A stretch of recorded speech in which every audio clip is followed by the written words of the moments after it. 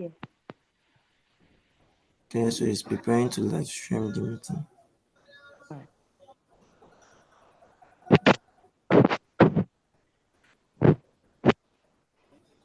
Yeah, he's streaming already. I see my spot.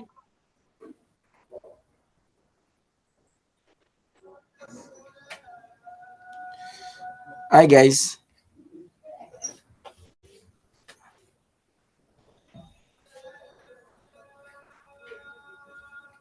Hi guys, good day everyone, and welcome to today's live coding session. And as stated previously in our last live coding session, we'll be working on creation of two Flask, basically web services that will be communicating with each other. We'll create a Docker image for these two services, and then we would push these services to Hub, and then migrate, show changes, show the difference between using Kubernetes and then using Kubernetes to orchestrate containers.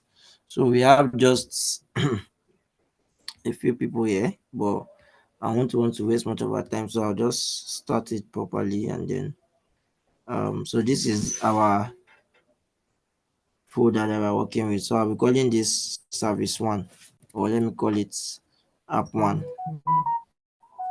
Okay, just py. So what we'll be using, okay, I need to rename this, is Python Flask application. And Python Flask is a web app tool that is popularly used in Python programming language to develop web apps. So we use Flask for um, most of the time. We majorly use it for the backend, but for very easy prototyping, you can include some front end aspects using Flask also. So I'll call this app one. I'll also create this and call this app two. Okay, so it will just be a very okay. Zooming my screen. View appearance. I should be able to zoom in, I believe. I'm trying to zoom this in.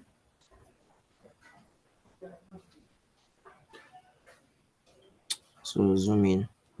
Okay. So is this fine? Is this better? For the person that said I should zoom in my screen. Okay. Yeah, so I think this is better. Okay, so to use Flask, the first thing as usual. Okay, I can hear you. Okay, I'm sorry to interrupt you, sir. Please, I have issues concerning the installation of my tools. The Docker app and the mini cube is not working, sir. I posted a message yesterday on the group. Somebody tried to assist me, but up to now I've not been able to do that installation. Just kept giving me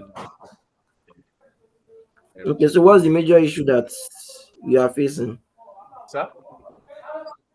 Okay, I'm coming. I'm trying to. The driver is not supported. Okay. Yes, something like that. I've done Docker several server. things. I've installed the Docker and even the mini cube severally. But is your Docker desktop? Is your Docker Yes, desktop coming desktop. up? Yes, sir, desktop. The Docker desktop is working fine. Yes, well installed.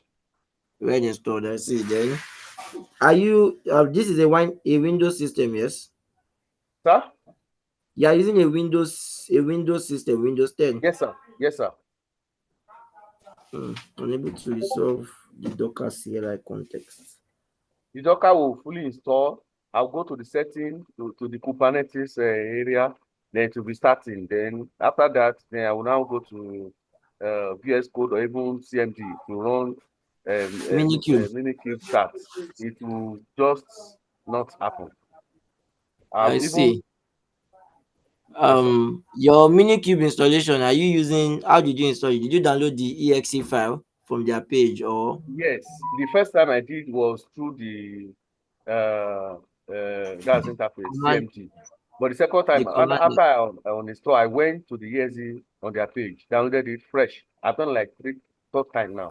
Within the last I see. 48 or 60 hours.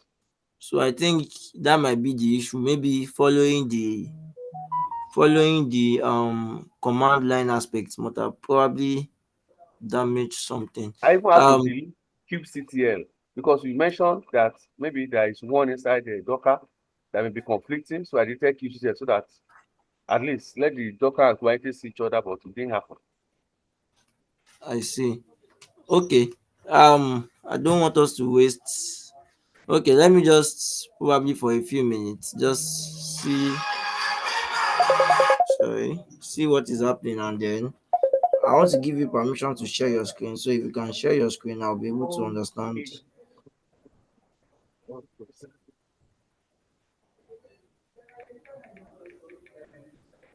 Okay, sorry.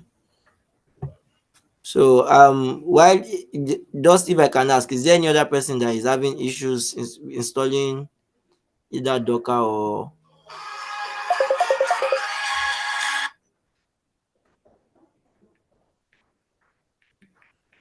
so you can share your screen now. So is there any other person that is having issues with installation of either Docker or Minikube?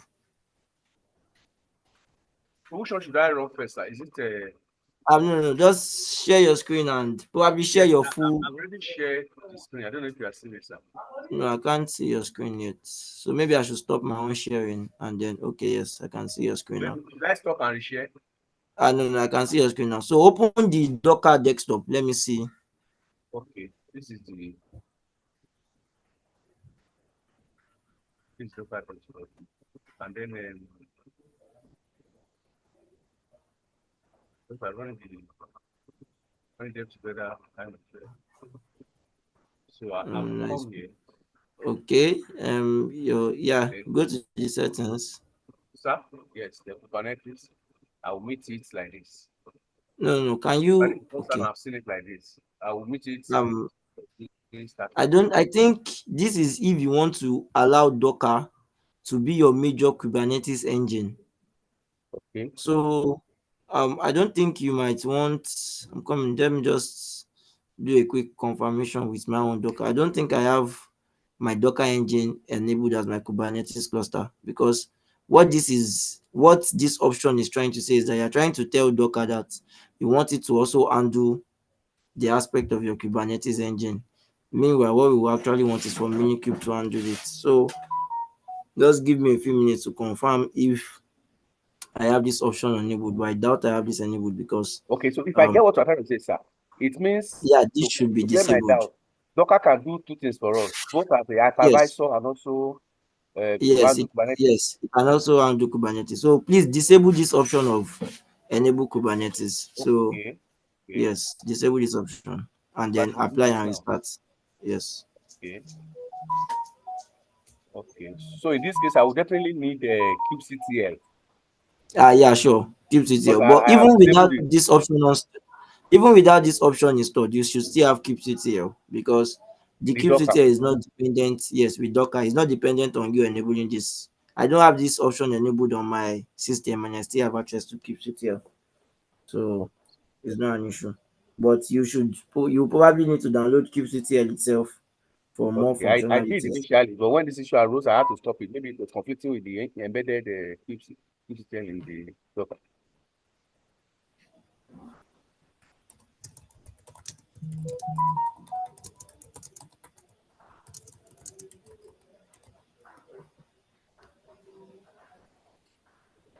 Okay, so this is okay. Yeah, so you can close this now, and now let's try to run the minikube start and see Okay, if the issue will still remain the same. that's not going to see everything for speed.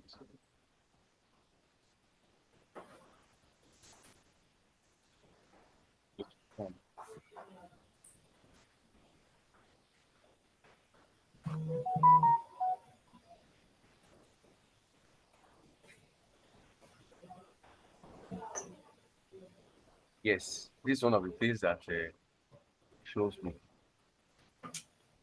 That is not an issue. That's because the Docker CLI context. Well, that's because of the kubectl, but that should not be an issue. Sir? Okay, yeah. Docker driver. Exiting due to the provider Docker not running. I see. Can you type Docker? Yes, sir. Docker or Docker Yes, version? I just enter. yes, Docker version. Just Docker version. Space. There has to be a space before the Yes, version. sorry. I wasn't. Enter. Okay, this is working as expected. Can you scroll up a little? Sir? Can you scroll up a little just to see Okay. Sir. the actual version? Okay. So I think we are still having, okay, yeah, this is Docker version. And the client is the cloud integration. So I'm thinking the issue is with the Docker CLI, because Minikube is complaining that it is trying to ensure that you have Docker installed on your system, but then it is not seeing Docker. the actual, yeah, it is not finding Docker. That's basically why it is complaining.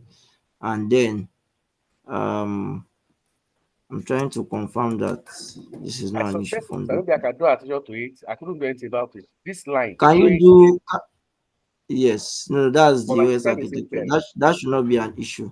Okay, So sir. can you do like before the version, add two hyphens before the version,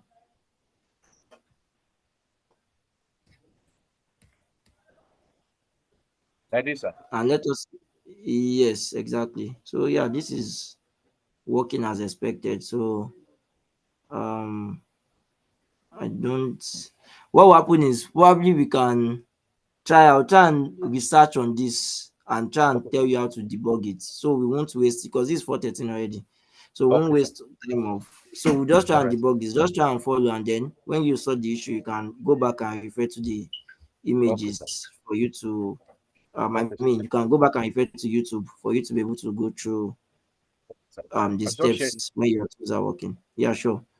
Thank you so Thank you. much. So can you see my screen now? Yes, sir. Okay. All right, thank you. Okay, so let's just We can see your screen, sir. We continue. can only see your. Visual Studio Code. Can you see my VS Code?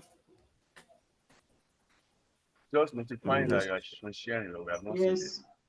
Yeah. okay, let me redo Yes. this. So how It's about up now? now. All right. So as I was stating correctly, we'll be creating two apps.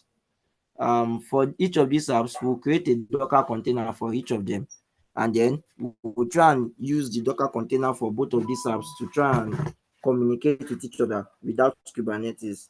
So after creating this independently, we'll then see what Please, it sir. Just entails to for asking, use. sir. Just for asking, sir. Yes, I can Um, hear you. Hyper VM. I didn't install it because I think Docker does the same thing as a level 2 or is it type 2 aggravation? Hypervisor, you don't need hypervisor. All you need for correct Docker application is WSL2. So if your WSL2 is installed, then you don't need hypervisor.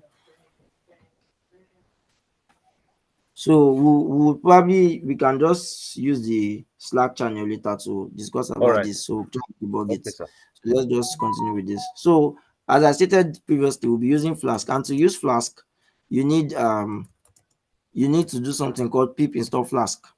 So that's for people that don't have Flask installed. Because I have, okay, I forgot the install command. So because I have Flask installed, it will tell me that requirements, um, requirements, blah blah blah, have already been satisfied, blah blah blah. So this is because I have Flask installed.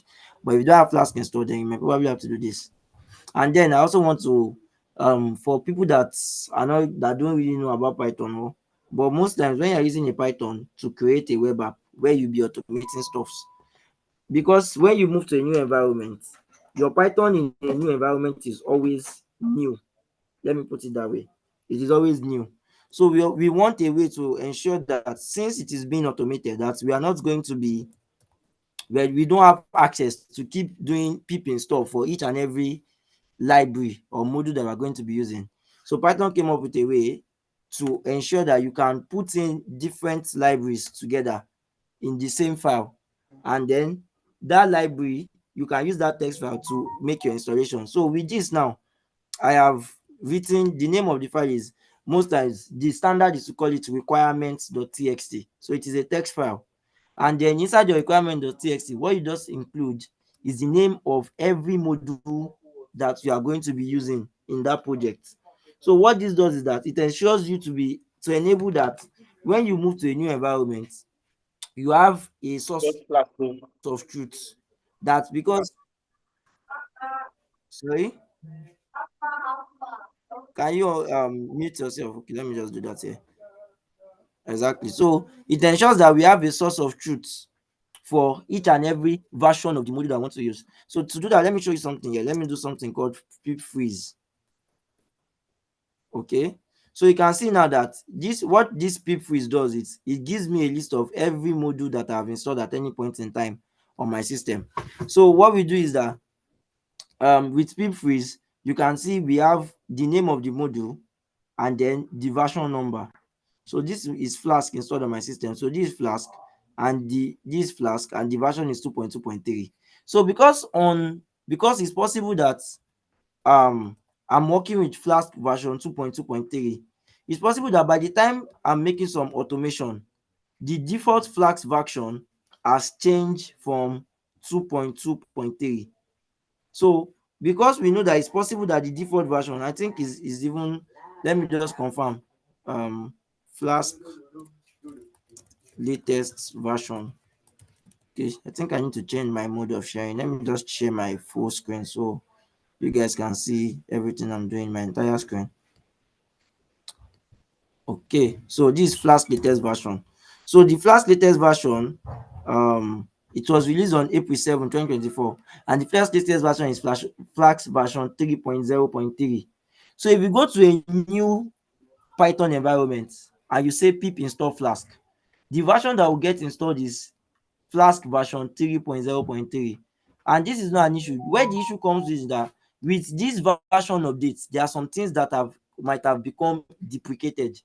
Anytime a new version is released, they do something called release history.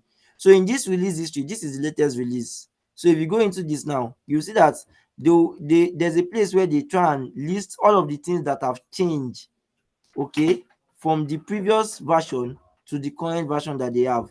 So because we know that it's possible that some things have been changed, that's why we have to ensure that in our requirements.txt, to ensure that we don't have an issue where our code will be breaking, we always try and specify that, okay, the version that you should use is version 2.2.3. So when we do this, we save this in our requirement.txt, and you see how we will use this when we are creating the Docker image very soon. So this requirement.txt, or whatever file name you choose to name it, is a very, very important one.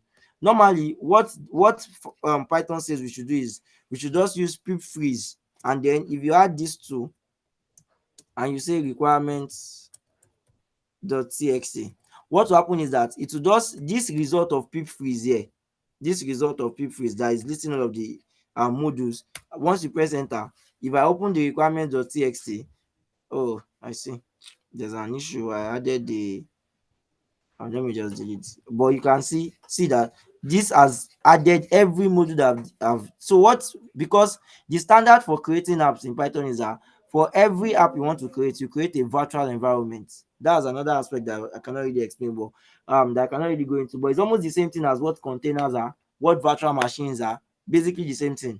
We all have a Python installed on our system. The Python has a default version, but because we don't want conflicting, we want to be able to use multiple versions of the same library or multiple versions of the same module, or create multiple instances of the same Python on our system. So for every time you want to create a project, the standard is you create a virtual environment for that project, and then in that virtual environment you install all of the modules that you need. So when you install all of the modules that you need in that virtual environment, once you just do this, you are sure that every module that you are using in that virtual environment that is making your application work get saved to your requirement.txt. But because I'm using my original Python environment, I cannot use pip freeze because I have to add them manually, because it will also add all of this that I'm probably not going to be using in this particular project. So I'll save this, okay, and now I can close this. So app.py. So to use, you do imports, and this is another way for people that are probably in your for your something, for your Premiere project. This is another way that you are going to be probably deploying machine learning applications. Flask is a very, very wonderful way to deploy machine learning applications. So import Flask, or before, okay, let me do from Flask. I want to import, so the major things is we import the Flask with capital letter A. Apart from importing the Flask with capital letter A, we also import something called render templates, but I don't think I'll be using the render template, or if I will, it will just be a very, very basic thing, or I might just use it for a very basic stuff because this is app one. So we also um import render templates. Apart from the render template, also we also import something called requests. Okay, so because this is not a Flask, how do I put it now? Because this is not a Flask something, not a Flask based tutorial, I won't be going into too much details about what all of these do, but over time as you get to use it you can understand what they do. But I'll just try and explain as brief as I can. So the first thing we do is we do a Flask, okay, then the name. So what this here does is that we are telling Flask that we want to create an application with the name. So this is just like initializing Flask, initializing Flask. So you must always run this step for any Flask app that you are creating, because if you don't run this step, like you your app will not be registered as a Flask application, and if your app is not registered as a Flask application, this means that you cannot allow your app to serve as a script, because what we are trying to do is we are trying to create a website, and Python originally is created to work for a lot of different things. So the standard, most of these modules, when you are creating them, you just need to follow the standard. If you go back to the Flask documentation, so this is a very, very brief example. You can see app Flask equals to name. So we need to specify that, okay, we are initializing the Flask app and we are going to be saving it as a variable called app. Okay, so when you do this, let me just as they have done here. So for people that understand what get and post means, so in web generally using REST API, we know something called app.route. So okay, let me just run this and then I'll just show you. I think showing you will explain it better. So to run this, there are two ways to run a Flask app. The first method is using Flask run, then specify the app that you want to run, and I'll call it app1.py. Okay, Flask run. Okay, I think I need to, let me just come back here to check the command. So this is Flask run, okay, and then app Flask run help. Okay, so run a local development server, blah blah blah blah blah blah. Explore parts. Okay, Flask app one.py, then run. Why is this? This should be the flag. Don't know why. Okay, okay. Exactly. So this, okay, I should use a double hyphens instead of one. Okay. So Flask app.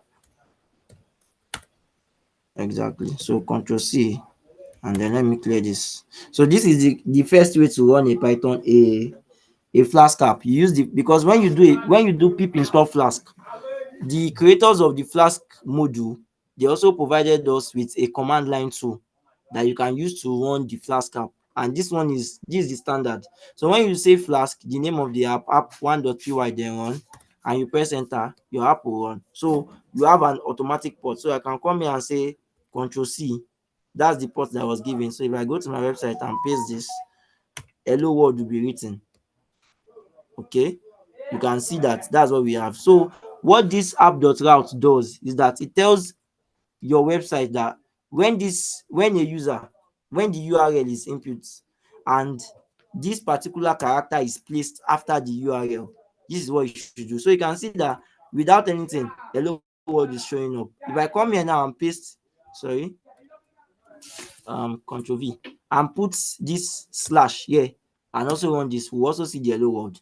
So before, I have to stop this. So in our options too, we have something called debug. Okay, so when you debug, it ensures that when you make a change to your app, okay, let me just run this without debugging first. So for example, now if I come here and add a change, let me say I come here to say hello world, we are here, and I save this. If you can see that if I come here to still refresh this page, it is just going to keep showing hello world, because when you make a change and it is not in debug mode, you have to stop your app before you can see your change. But when you run this and you add the debug option, okay, this ensures you are see that you are saying that debug mode is on. So what this does is that when you make a change, so if I refresh this now, you can see we are here. So if I come back here to add, let's say, 2 hyphens, and I save this, it will detect the change automatically and then run your app. So if I come here and refresh this page, the hyphens that I added has been there. So when you are in the development phase, you always want to add the debug option for your app to ensure that your app gets created. So that's so to also define, to show what route is, if I come here now and add app.routes and I add index, so for every routing that you want to route, you must always start with a slash, because as after you type in, because what this is, what route is trying to do is, after you type in this particular website, the URL, okay, there needs to be a slash to route. So you must always begin your route with a slash. So if I come here now and say something like index and I save this, if I come here and now type in index, you can see it is still printing out this. Want to showcase what routing does, if I come here now and say something like home, it will tell you that you cannot find home because you have not routed anything for when someone says the URL slash home. But if I now come here and say something like at app.route, okay, and then I now add slash home there and I save this, if I come now here and I refresh, you see that it's printing. So that's what routing does. So most times when you're routing, you always route the slash alone, and then what you allow your index URL to be, most times is always index. And then after you make a route in a Flask app, the next thing you need to do is you need to define a function. So the function must always return something. So whatever that function returns is what comes as the return of the app when you sorry, for the URL. So yeah, I'm saying return hello world. That's how you can see hello world there. So this is a very, very simple Flask app. So I'll be routing another. So let me just create another route at app.route. Okay, and I'll call this one slash, okay, no, I'll call this one show HTML. Okay, then in this one I'll now define the function show HTML, and then for this function show HTML, I'll just return. So you can see that I was saying that we return something. So there's something called render templates. Okay, and what render template does is it allows you to be able to use your Flask app to show HTML files. But before you can do it, you need to follow one standard. Your HTML file that you want to do, that you want to render, must be in something called templates folder. Let me confirm if it's templates folder or templates folder. Flask, so templates. Okay, so it has to be in a templates folder. I think there's an S, the base layout, blah blah blah. So register.html, try moving from register. Exactly, render templates, but having the exactly, it is stored in the templates directory. So we have to ensure that this is called template. So any URL, any page that you want to display that is going to be an HTML page using Flask, it must be in the templates folder. So I'll come here now to write something, a simple .html. Okay, it will not be something pretty, it will just be doc type HTML. Then we have the HTML tag. Okay, and then it's just showing an H1. This is a header. Okay, and then also show an H2 to say like this is a sub header, and then show an H3. Okay, rather than showing an H3, I think we have probably done this. Okay, so I'll save this, and now I'll come here to this, and I will now type the name of the template. So the template is going to be simple.html. So if I save this now, so this has reloaded automatically, and now if I come here to our URL, and instead of /home, I do /show HTML, you can see that our HTML page has been rendered. So that is the HTML page that we created. So that's the app one.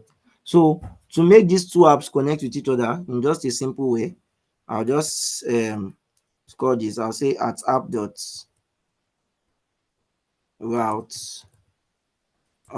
show random value. Let me just call this show random.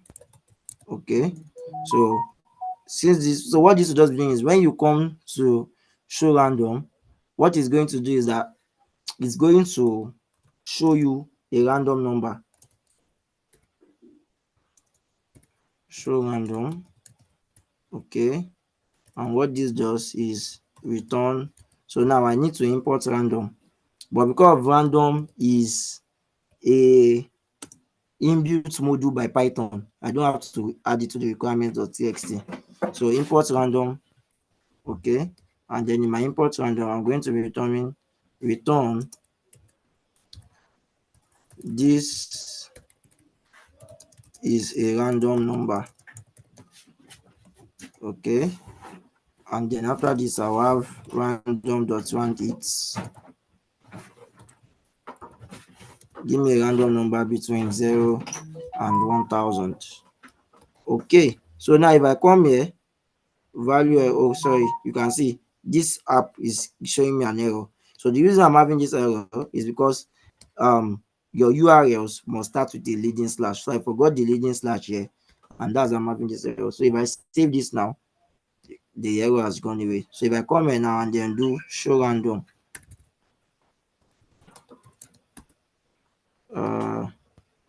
exactly. So this is a random number. So there's an issue somewhere. I mean, we should be able to see our random. Okay, I think it's because it's not a string. So let me convert this to a string, and then save this. Okay, so now let's go back to our page and then refresh.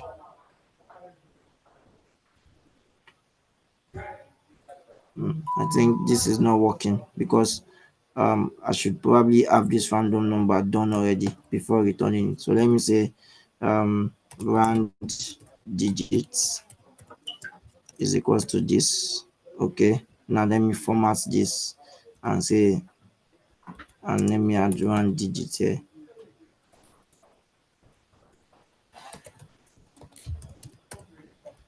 Okay, so let me take away this, control save, and now let's see if we are going to be getting a random number. Exactly. So you can see every time we refresh this page, we keep getting a random number. Okay, so that's what this is going to do. So that's our first step. So what I'm now going to be doing to just showcase simple functionality between two apps is that in our second app, instead of this here to get the random number from its own random function here, okay, the second app is what is going to be providing the random number. Okay, so I think I can just say that if you have issues with anything I've been doing, you can probably just try and ask questions, but I won't be spending too much time on answering the questions. I'll just try and probably explain briefly.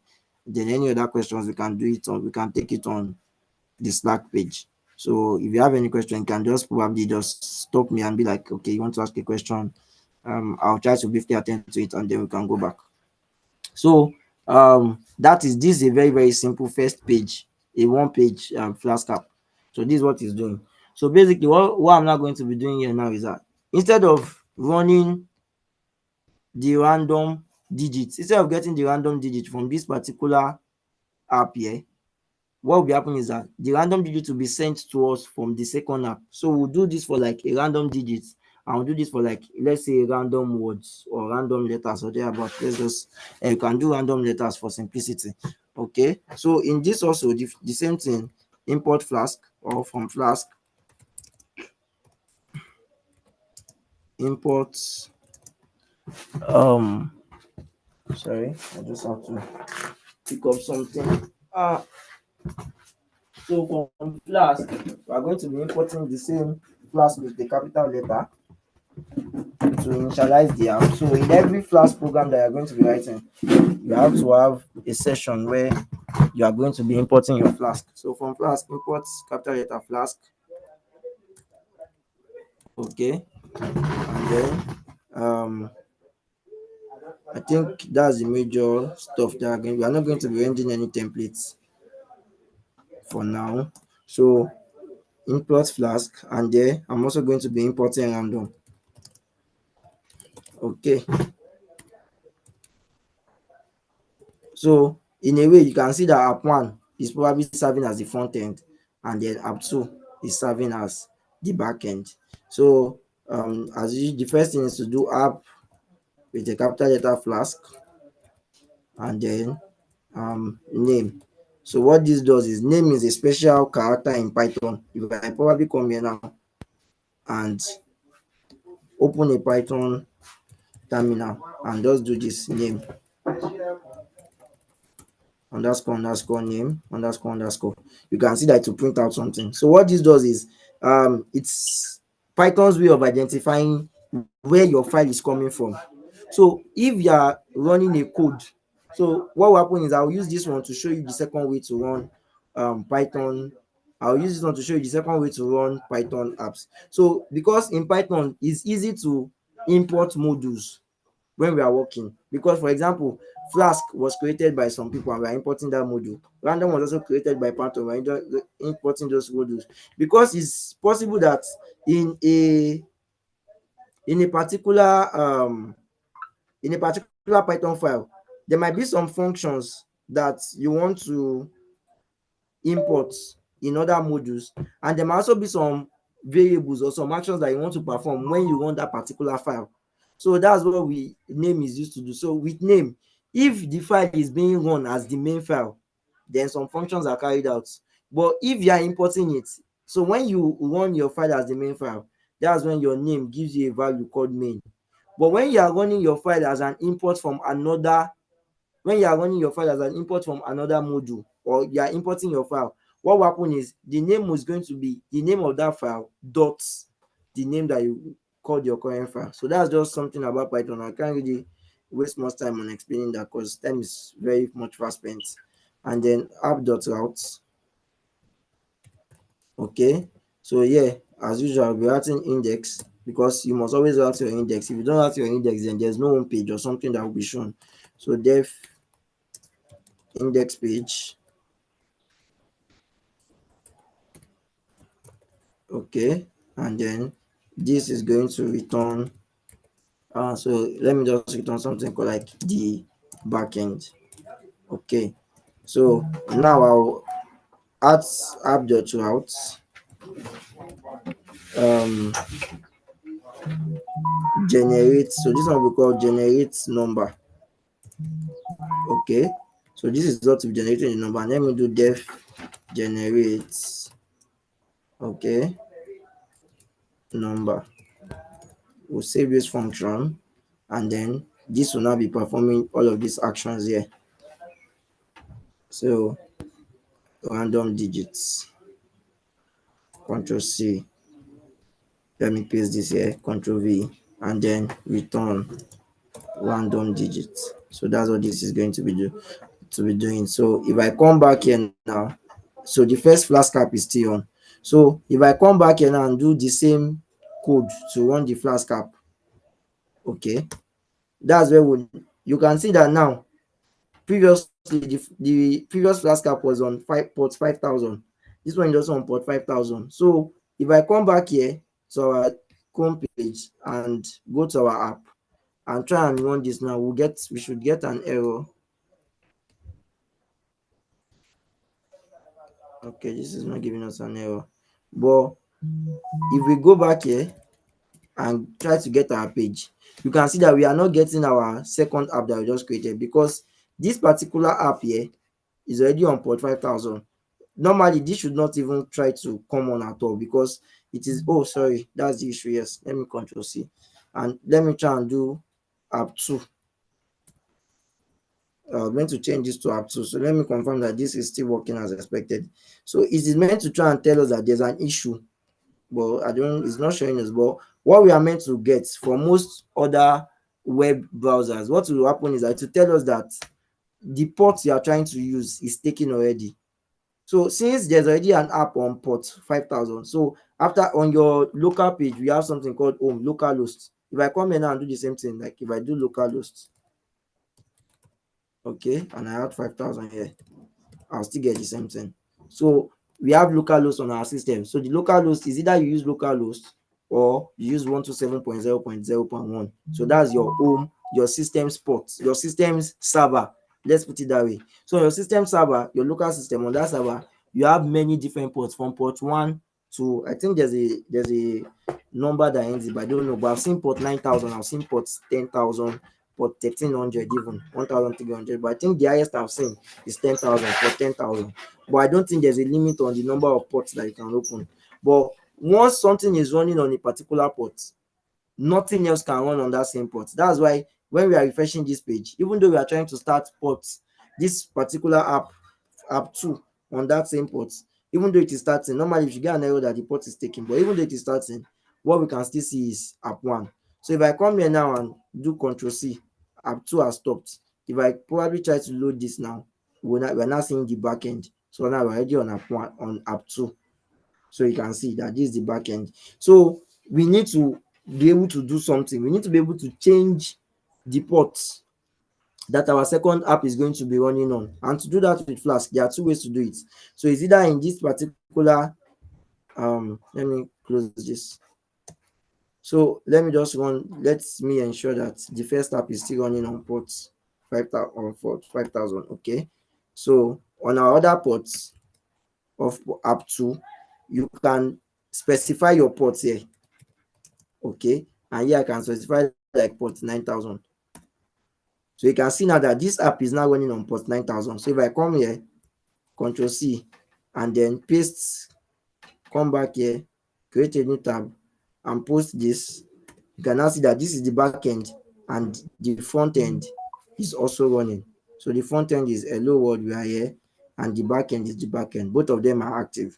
So that's how you can do this. But the other way that you can do this is to come here and to now use this particular function. So it's something that you always see, if underscore name is equals to underscore main that we saw previously. So what we are trying to say that if we are using if we are running this app directly, then what you should do is app.run, okay, then debug is equals to true. So this is what allows us to see that we are debugging, and then you should run it on port 9000. Okay, so if I come here now, okay, what I should do is let me remove this line of code first, Control X, and let me save this. So if I come here and try to do Python app 2, sorry, app 2.py, nothing will happen, because all you have are just functions and variables. You don't have any action that is being performed. The only thing that can make a Python app show something is if you have like a print function or something that is meant to show output. But yeah, we don't have anything that is showing output. We just have functions that we're not calling. So when you now add this line of code and you save this, you have now told it that, okay, when I'm using this particular standard to run the apps, because anytime you run the app using this method, Python and the name of the app, your name is set as main defaultly. So when I'm using this method to run my app, I want you to run this app don't debug it. Sorry, I want debugging to be true, and then the port should be 9,000. So if I come here now and run the exact same thing, you can now see that our app is starting. So those are the two ways. So if you don't have this piece of code here, then you always have to use the Flask command line. But if you have this piece of code, you can just use python app.py to run your file. So both of them are working now. So if I come here now on our backend and show generate number, okay, you can see that a random number is being generated. So it's 637. So what we now want to do now is when we come to our front page, okay, and we do show number.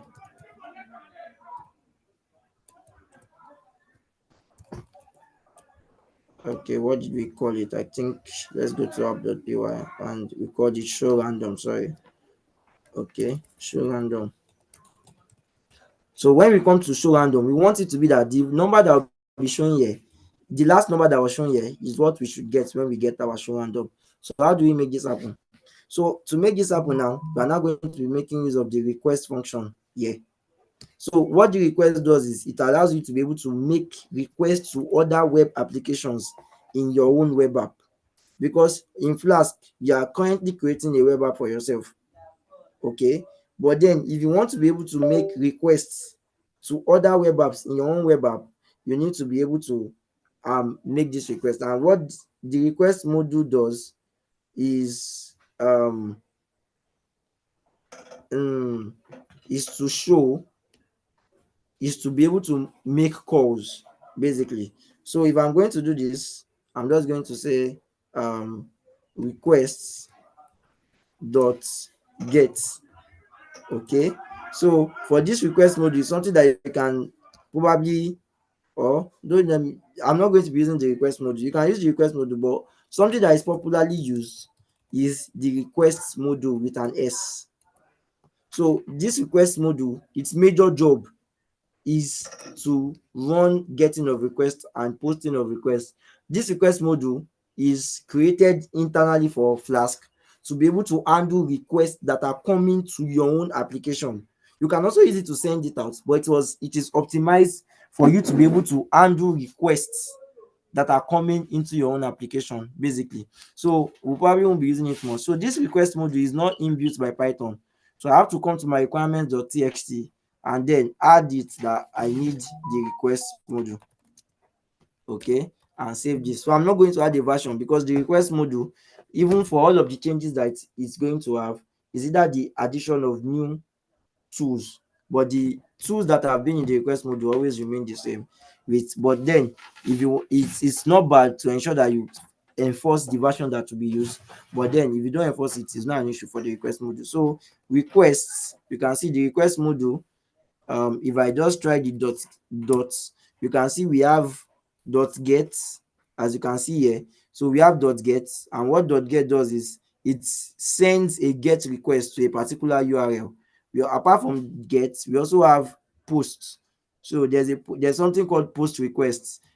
This is majorly for people that are in website creation and stuff, but this is how we also try and deploy machine learning models. So anytime you are working with a machine learning model and you're in charge of making it available to the public, these are the kind of actions that you will take to ensure that your machine learning model can be publicly accessed. So I'm going to be doing request.get, and then what will I be passing in as the URL? The URL is now going to be localhost, okay, and then the ports, because I am the one that is creating both of them.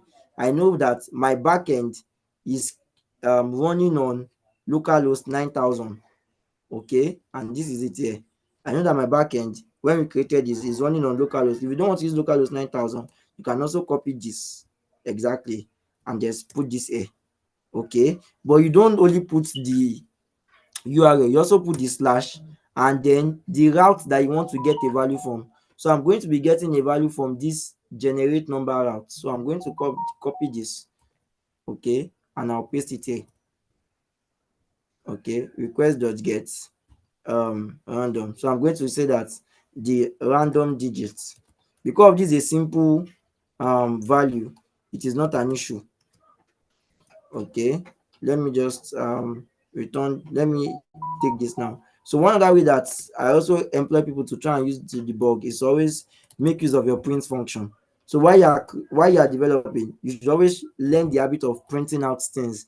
So when you are expecting that you should see a particular value, print it out first before you use it in your function, so you know if it is working or not. You can use it also, but printing is also a very very good way to debug, because you can use printing to print out anything and see if it matches the format that you are expecting.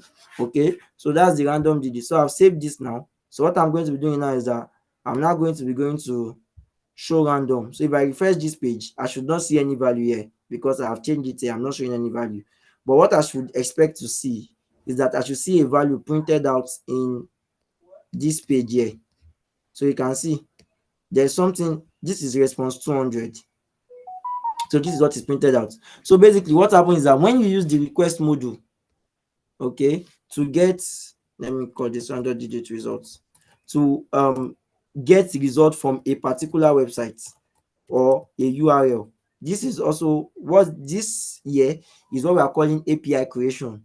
So in standard web term, what we have just created here is an API, and then this API can be accessed using web scraping tools or request tools, or basically something like what request is. So when you get value from requests, so let me refresh this so you can see what's going to get printed out. You get an object, a response object. That's what you're seeing here. So this is a response object. So you cannot come here and just print out that, okay, I'm printing out the result of this. So you need to get the content of this request. So for every request object, so every response object, there's a dot content. Apart from dot content, you also have something called dot JSON. Okay, so if you do dot JSON, what dot JSON does is it converts your request, object from a request object format to JSON format. So if I save this now and I come back here to refresh this page, if I go back to my print, you can see now that this has been shown as the bound method. Okay, I forgot to add the brackets that will call it. So let me refresh this page.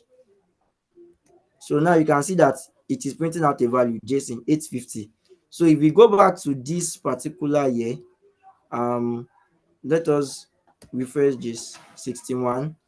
Okay, and if we come back here to refresh this, you can see now that another value would have been generated, 595. Okay, so to be able to also ensure that we are showing it, I'll add a print function here. Let me call this random digits,